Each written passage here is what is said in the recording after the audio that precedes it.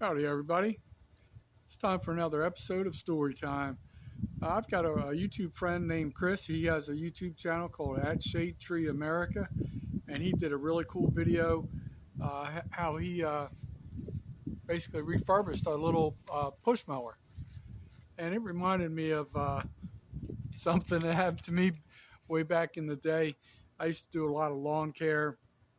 I had probably, at my max, I probably had 60 to 70 lawns that I would take care of. And I really enjoyed that when I was younger. It was easy money. It was good money.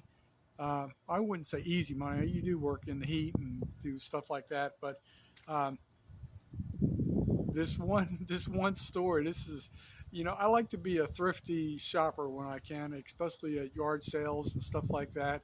And that's why they call me Frugal Fred. But this my father lived in a big community in Delaware, Newark, Delaware, called Salem Woods. At that time, they had like 777 homes in that community, and they still had another phase that they were going to build up, more houses. I don't know if that ever did transpire, but um, so they had a community yard sale one day, and I was popping around, and literally like block and a half away, this gentleman was having a yard sale. And first of all, before I can tell you the story, I'm going to give you a tip. If if you're at a yard sale and you're looking around, and you if you're trying to get a deal, don't show emotion. Do not show emotion. That's going to be the tip of the day in this video.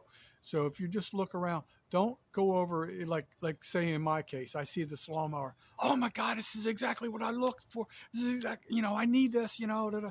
Then you're not going to. They know that you have to have it, so they're not going to cut you a deal.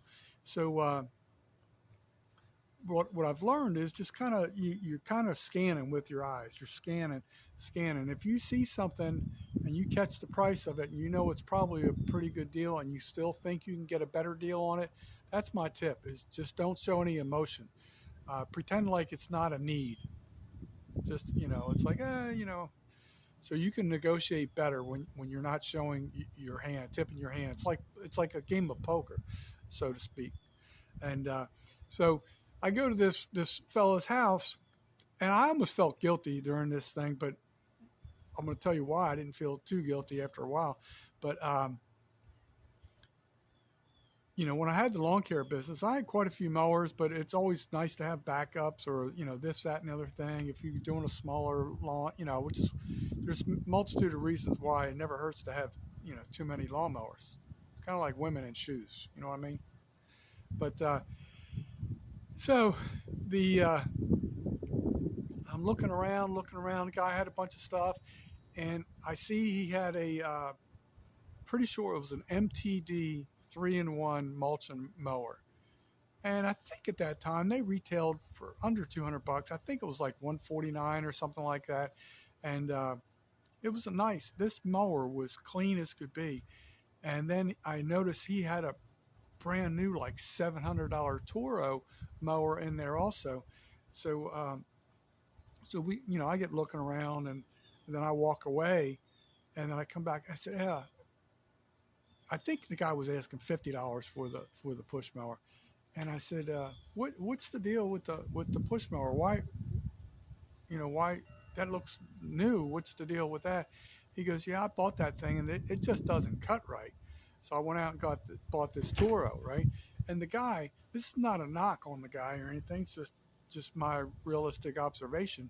He kind of looked like a financial nerd type guy that probably didn't know a whole lot about outdoors and stuff like that. So um, I said, can I look at it for a second real quick? I said, I don't really need it, but I'm thinking about it, So I look at it briefly, and I look, I'm thinking to myself, I bet the blade is upside down. Those mulching mower blades have to be going in a certain direction.